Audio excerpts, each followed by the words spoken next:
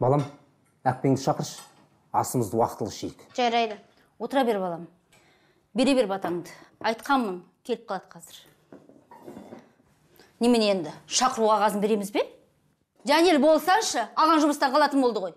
Қазір. Асқа адалдық берсін, басқа амандық берсін, денімізге саулық берсін. Басымыз аман, бауырымыз бүтін болсын. Әмин. Не болды мына? Омлетті ыстықта жесін деп дайындап едім. Әлгі қыз келем дегенше суып қалды ма, не болды өзі? Жо ғой балам. Қайырлы таң. Қалайсың, Олюшук? Қалайсың, қарындасым? Қалай ұйықтап тұрдың? Айыптым. Кешірім сұраймын аға. Енді кешікпеймін. Отырып жесінші. Асығып тұрмын. Сабақ нешеде? Мүмкін мен жеткізіп аларын. Жоқ, өзім бара берем ғой. Оның үстіне қазір шықпасам, кешігуім мүмкін. Не ғой аға? Бүгін фитнесімнің ақшасын төлеуім керек еді, сосын қыздармен киноға барсақ дегенбіз. Иә.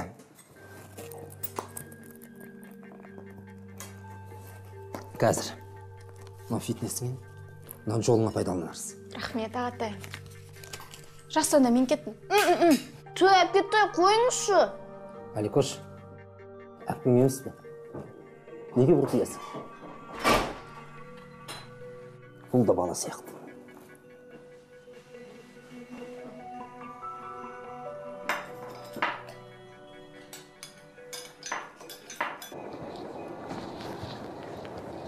Құла, сен қайда тұрсың?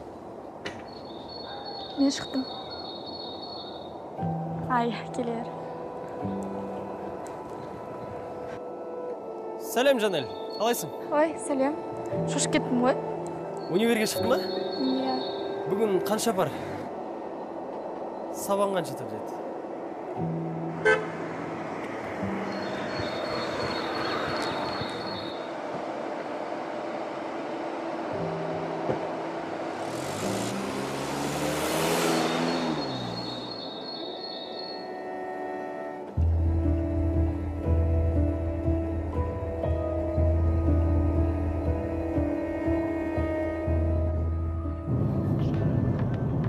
Жан, не үндемей қалдың? Бәрі дұрыс па? Жаңағың кім? Сені көре тұра жүгірді ғой. Спортсмен сымақ. Сен не қызғанып отырсың ба? Ол біздің көршіміз ғой. Келесі подъезде тұрады. Атын білген болмаса, бұлай араласпаймындар. Қайдам. Қайта мен дер кезінде келіп қалдым ба дедім. Жарайды. Есімі Айбол.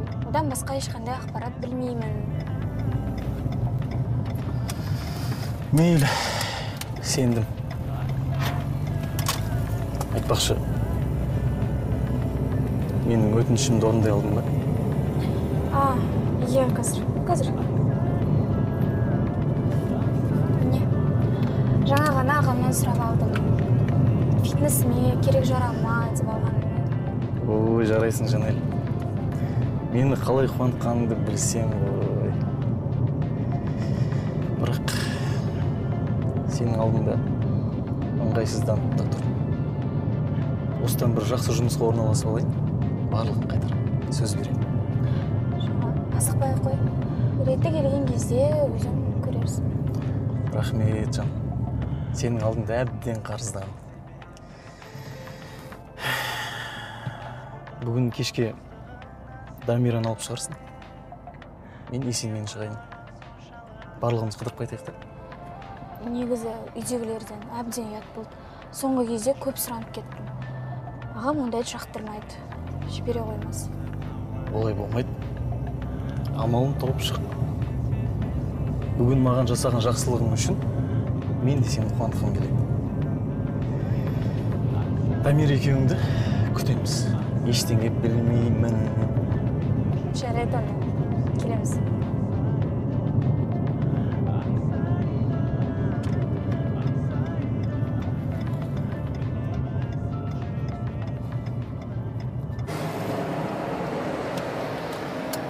Тағы неге кешікті десем, Даниярдың қасында жүретін. Құдай жан. Сәлем. Қалайсың? Сол. Байқайын, құрсағыңнан қалмайтын болып тұр. Сол Данчоның бір шаруалары шығып қалып, сонымен аяқ астынан кездесіп кеттім ғой. Көп күтіп қалдым ба? Таң атпай не қылған шығу кездесу? Тағы ақша сұрады ма? Енді ақша дегенде, өзің де білесің ғой, дипломын бәрін алды. Бірақ көңілінен шығатындай жұмыс таба алмай жүр. Былай әке шешесінің де жағдайы бар ғой, тек оларға масыл болғысы келмейді. Қазір аздап қиналып жүр. Егер жақсы жұмыс тапса, бәрі түзеліп кетеді. Қанша жерден қиналса да, нағыз жігіт өзінің сүйген қызынан ешқашан қарызға ақша сұрамайды. Жарайды, 1 рет сұрасын, 2 рет сұрасын, бірақ 4 рет жоқ емес па? Жоқ, 4 емес, 3-ші рет. Сосын Дамира, ол онсыз да өзі ыңғайсызданып, ұялып жүр. Сол айыбын жуып шаю үшін екеумізді кешке қыдыртпақшы. Бірге барайық, я? Ол досын алып келемін деді. Жоқ, мен бүгін семинарға дайындалуым керек. Дамира, жүрші, өтінем. 1 рет барып қайтасың ғой, 1-ші рет сұрап тұрмын. Сен өзің қызықсың, абайла, байқа деп алып, не жалғыз жібермекшісің. Олай бола ма екен? Жарайды. Сен үшін ғана барып.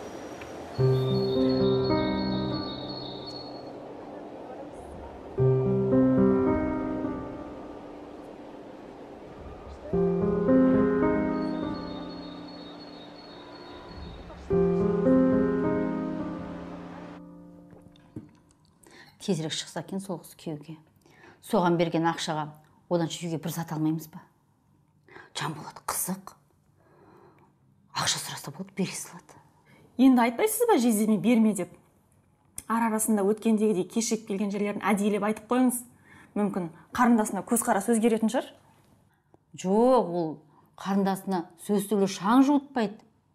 Мен дәл осылай қарындасына алақанына салып мәпелейтін аған өмірімде көрмеппін. Сұмдық бұлардікі. Бірдеңе десең болды.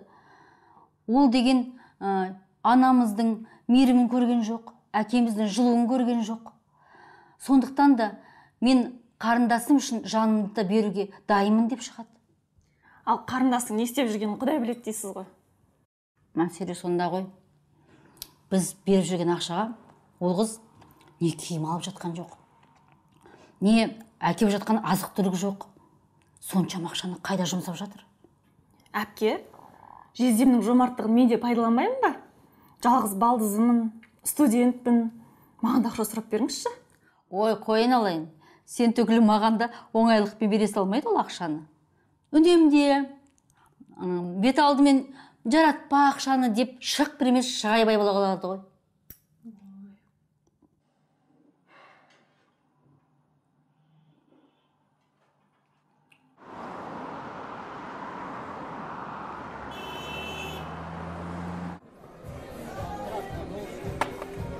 Қыздар, бүгінгі кешке келгендерің өте жақсы болды. Кешке көріп бердіңдер. Әсіресе менің Жанелім қандай әдемі болып кеткен, Рахмет, Жан! Олай болса, таныстық үшін, әдемі қыздар үшін тағы бір бокалымыз көтеріп қояйық. Әлбетте.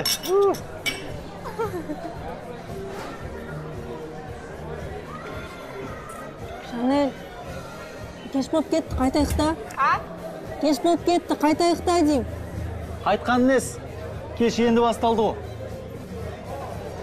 Оның үстіне мен қонақтарымды жіберуге әлі дайын емеспін. Және де кештің қонағы ретінде менен рұқсат сұрамай ешкім ешқайда кете алмайды. Солай ғой? Бізде шарт сондай. Тәртіпке бағынбағандар айыппұл төлейді. Күштіге шарттарың. Дамира, кішкене отыра тұрайық, сәлден кейін бірге қайтамыз, яма? Жақсы. Осындай ақылды қызды қайдан тауып алдым екен.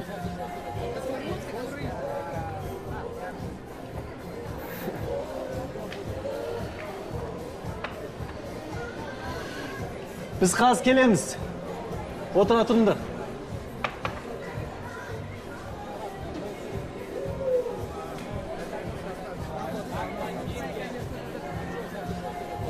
Жанел, үйіндегілер хабарласпады ма?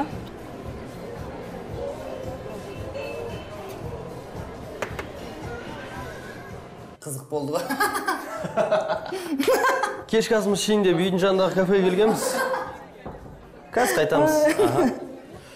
Кешке сен жаққа соғып кетем, жарайды. Жақсы. Жанелге шынымен ғашық сияқтысың ғой. Антығып отырсың. Сен менің актерлық шеберлігімді білмейді екенсің ғой. Ей, әшім қойылым ғой, қойылым. Есесіне Жанел қақпанға түсті. Естісі жоқ отырсын көрінді. Иә. Сен әр сөзіңді үйіп тыңдап, көз алар емес те. Маған да керегі сол ғой досым. Әзірге айтқан ақшамды әкеп, сөзім тек етпей алдында зыр жүгіріп жүр ғой. Көреміз, пайдалана тұрайық. Шын ғашық болып қалмасаң болыпты. Махаббатты қойшы, ақша не болды? Уайымдамасыш, ақша қалтада. Керек десең, керекті затта қалтада. Тоқта, болмайды мына жерде. Қой, қыздарға барай күтіп қалмасын,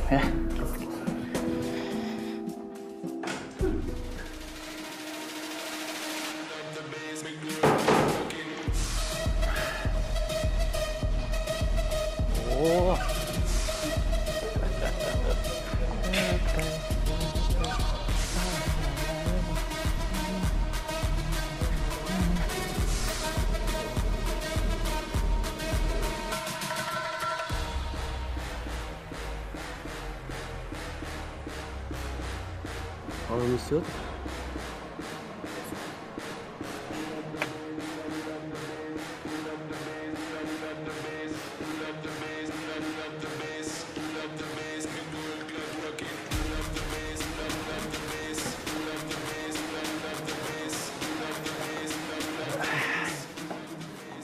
Тағы бір тілектің уақыты да келіп қалды. Дер кезінде келдіңдер. Жанел, өзің бір тілектен жаудыршы. Жаңа ғана айттық қой. Мейлі онда. Енді не деймін, көңілді күндеріміз көп болсын. Барлығымыз бақытты болайық. Не деген жүрек жарды тілек деймін да. Бұлай жүректен шығып, бұлай жүрекке жетті ғой.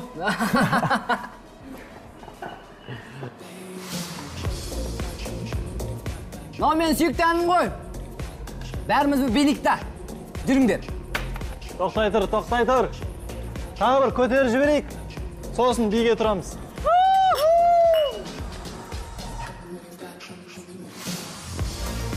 Жүріңдер, билік.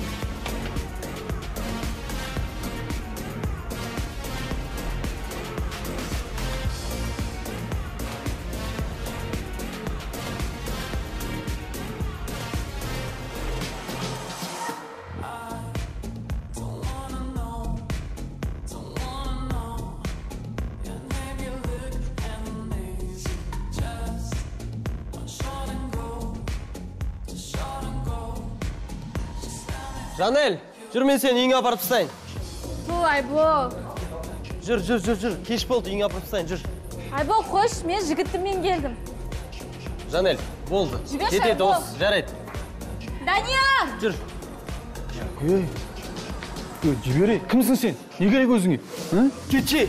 Сен не деп тұрсың? Данияр, қош. Осы мен екінші рет шығып тұрсың кесе көлденің алдынан, не керек өзің? Тоқташ. Қойдай! Бергеле!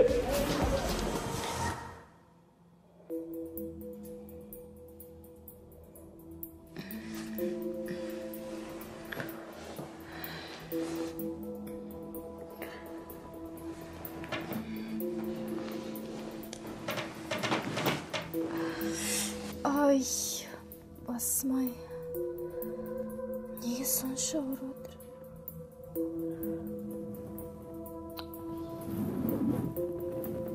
Бүгін қай күн?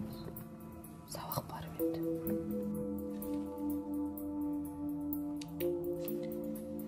Дамира, тұр. Тұрдыңдар ма әйтеуір? Сәлеметсіз бе? Ой, жеңге қалайсыз? Жанел, шық мына жаққа. Сөйлесуіміз керек.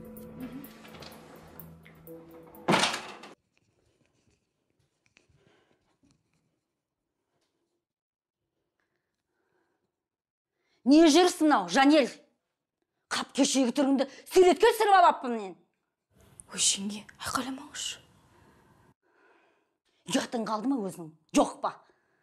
Түннің бір уағында көрші жігіт Айбол ертіп кеп қалған кезде не ойларымды білмедім мен.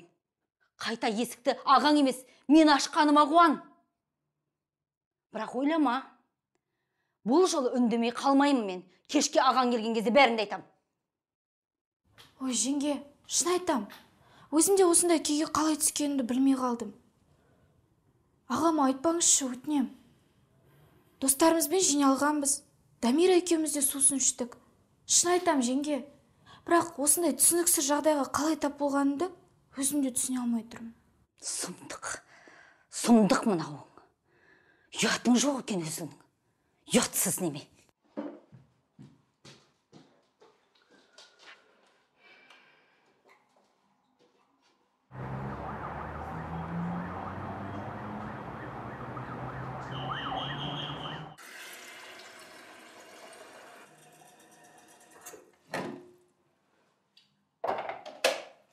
Жанель, мен қайта берейінші, шешпей қойыншы. Жеңгеңнен ұялып отыр. Қазір тым құрыса бір шын шешіп кетсеңші.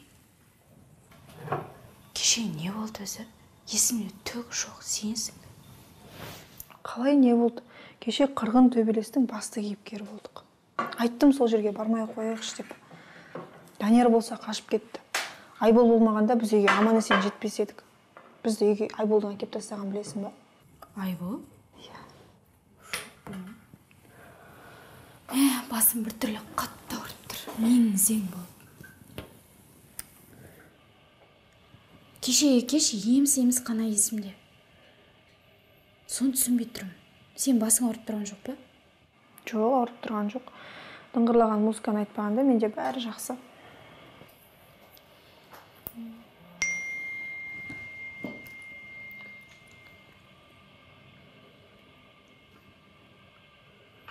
Қалайсың, жан? Қалай ұйықтадың? Түстен кейін кездесейік, жарай ма? Алдындағы екеуміз шай ішкен жер бар ғой? Сол жерде сағат 3-те кездесейік. Күтем.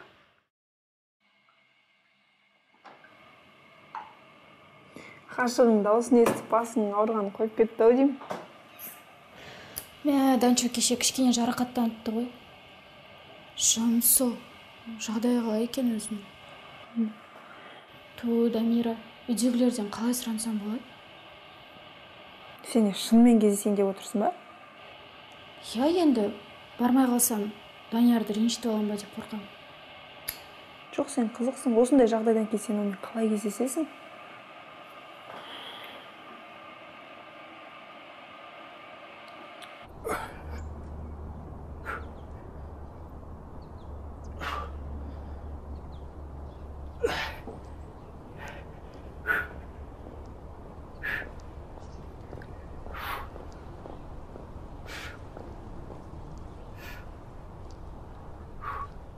Айбол, сәлем. Сәлем, Дамира. Кешегі жағдай үшін кешірім сұраймын. Жанель екеумізді аман есен үйге жеткізіп тастағаныңыз үшін көп рахмет. Оқас жоқ, ештеңе етпейді. Жағдайларыңыз жақсы ма? Жанель қалай? Жақсы. Бәрі кешегі жігіттердің кесірі. Айттым Жанельге солармен араласпай қойшы деп. Я, дұрыс. Негізі мейлінше ондай жігіттерден аулақ болғандарыңыз жөн. Ниетіне, пиғылына, ойына қарау керек дегенде, достың да түр-түрі болады. Байқап жүріңдер. Я, жақсы, рахмет, түсіндім. Сау болыңыз. Сау бол.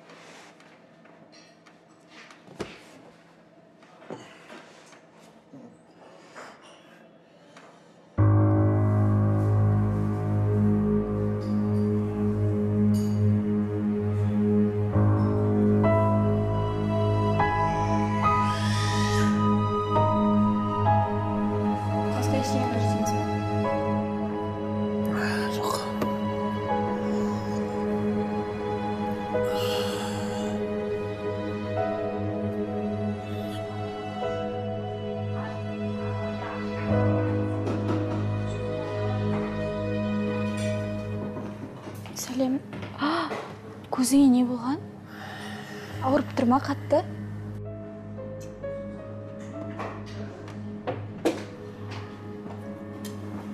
Шынымды айтсам, кешегідей жағдай менде бірінші рет болып тұр. Бір сәттер есімде барда, енді бір кездер мүлде сақталмаған. Мысалы, Айбол екеуін төбелескендерінде маған Дамир айтып берді. Бірақ оның бие алаңында жаныма келгенін білем. Сосын бізді сен емес Айбол шығарып салыпты ғой, иә? Соның есімдемей қайта-қайта айта бересің? Әлде сол төбелестің жалғасқанын қалап тұрсың ба? Ой, жоқ, Жан, қойшы. Келші кел, көрейін. Ай, қатты ауырып кетті ме? Кешір, Жан, не істейін, айтшы саған, қалай көмектесейін? Маған ауруханаға жатып емделу керек. Бұрынғы сырқатымда сыр беріп, қатты ауырып отыр. Тек саған білдірмей отқан түрім болма.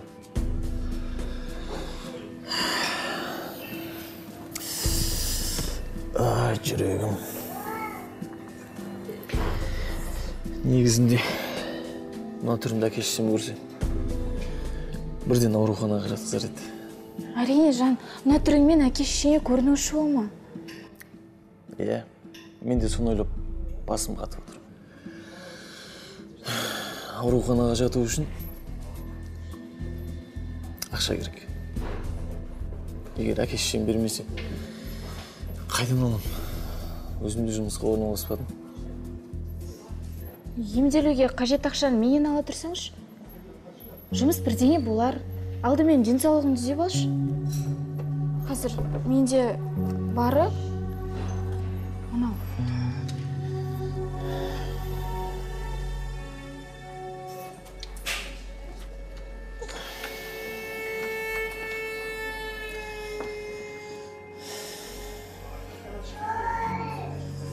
Рахмет.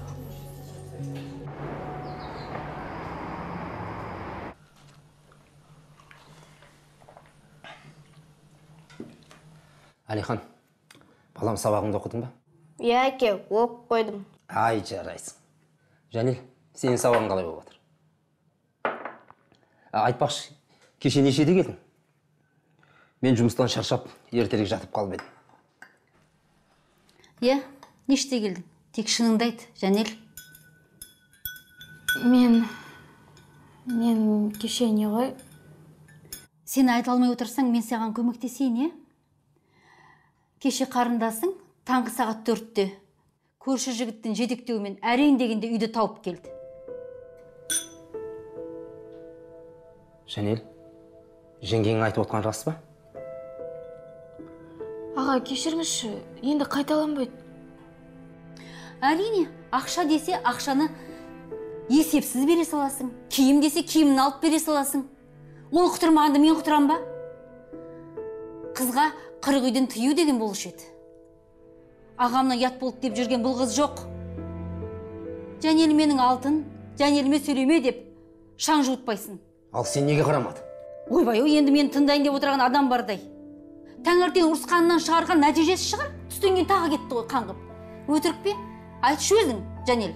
Кешіріңіздерші мені. Енді қайталанбайды, шын айтам. Мен кешікпеймін. Жанел, мен саған үміт артып отырсам, мынауың не? Әрине, әке-шешеміз тірі болғанда бәрі басқаша болатын еді. Сен мені жерге қаратайын дедің бе? Жоқ, аға. Мен сізді ешқашан ұятқа қалдырмаймын. Уәде берем.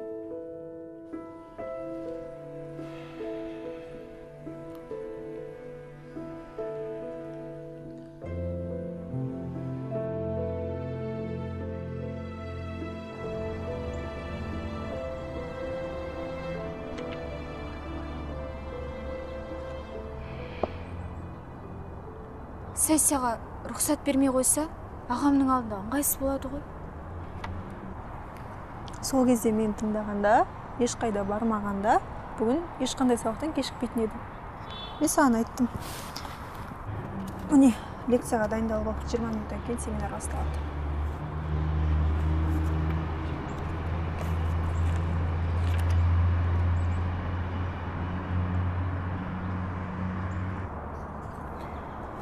Шынымды айтсам, миыма ештеңе кіріп жатқан жоқ. Бүгін 6 сабақ бар, миыңды іске қоспасаң болмайды. Оқы.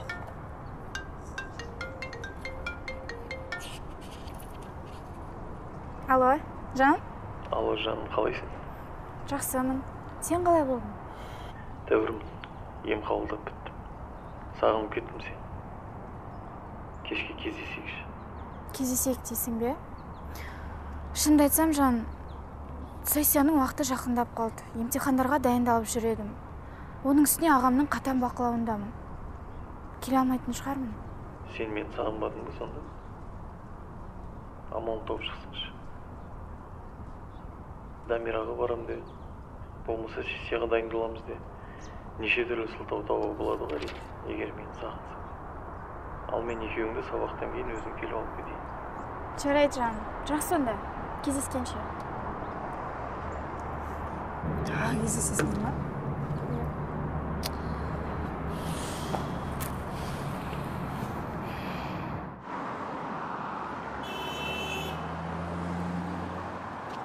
Білемін, сенсің менің жүрегім, сезімді тербейді, сенің болдай гүлдерім.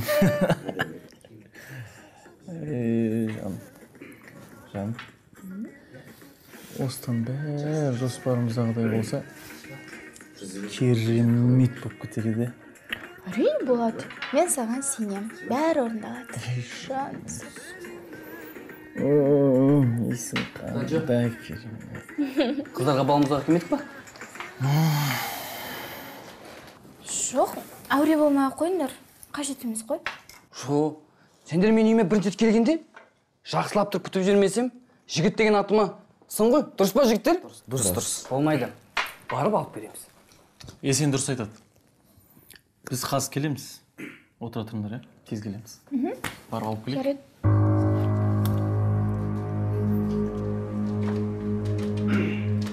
Жанель. Бізде қайтайық, кеш болып кетті. Енді Даниктер біздер үшін дүкенге кетті ғой. Балымыздағы чай бар, сосын бірге қайтамыз, жарай ма?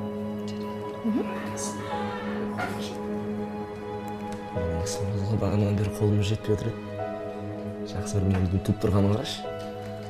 Қыздар, естің кетпес, керемет кеш болсын. Кел, алып қояқ, ә? Орныңа отырайық. Жақынырақ отырыңдар. Келіңдер, алып қояқ.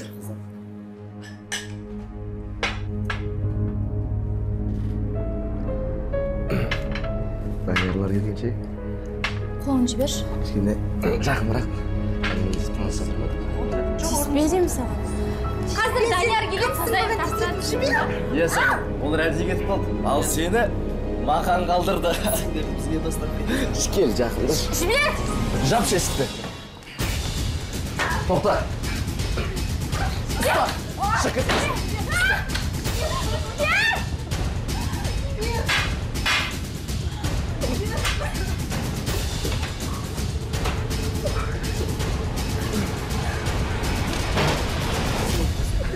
Істеме. Не істейсің болды? Білмеймін. Даниярға хабарлас, телефонын айда. Жоқ, қалтамда жоқ. Не істейсің Данияр? Менде Даниярдың нөмері жоқ. Жанболат ағаңа хабарлас. Жоқ, ағам бізді өлтіреді.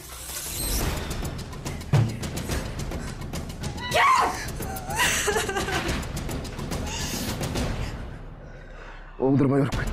Тез.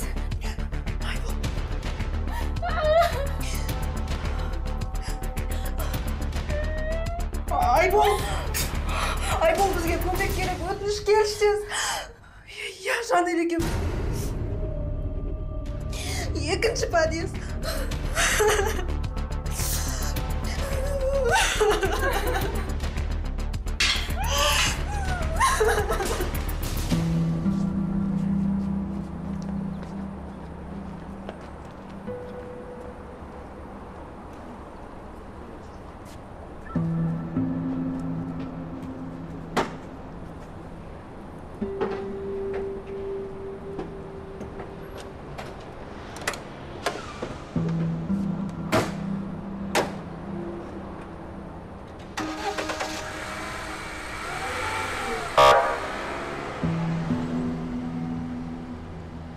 бәрі аяқталды. Қорықпаңдар қыздар. Жүріңдер үйлеріңе апарып тастайық. Сізге көп рахмет. Өткенде телефон номерлеріңізді жазып алғаным қандай жақсы болған. Сіздер келмегенде Жанель екеумізге не болатынын кім білсін. Құтқарыңызшы деп хабарласқандарында шошып кеттім. Ол кезде Жайық екеуміз залда жаттығу жасап жатқанбыз. Айтпақшы, танысып қойыңдар, досым аты Жайық. Сөйтіп Жайық екеуміз бірден жүгірдік осында. Сонда осының бәрін ұйымдастырған Данияр денге мен әлі сене алар емеспін. Қалай? Не үшін неге өйтті ол? Жанель, учаскелік полицейдің айтуы бойынша Данияр мен Есен анаша тұнады екен. Олардың ондай қызығушылықтарын мен өткенде кафеде байқап қалғам. Сендердің сусындарыңа дәр салып жатқан көзім шалып, бәлкім олай емес шығар деп ойлап ем. Ал бүгінгі тірліктер тіптен жігіттікке жатпайды енді. Оның үстіне ағаңа хабарласып, қарындасыңа қауіп төніп тұр деп, біз құтқара аламыз, ақша алып келсең болды деп шарт қойып, өздері барлығын сыртта бақылап отырған. Сонда ағам осының бәрін біле ме? Иә, Жанель, мен бәрін білем. Аға.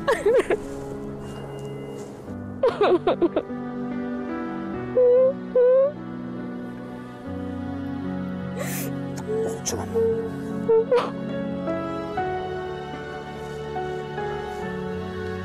Рахмет саған. Оқашы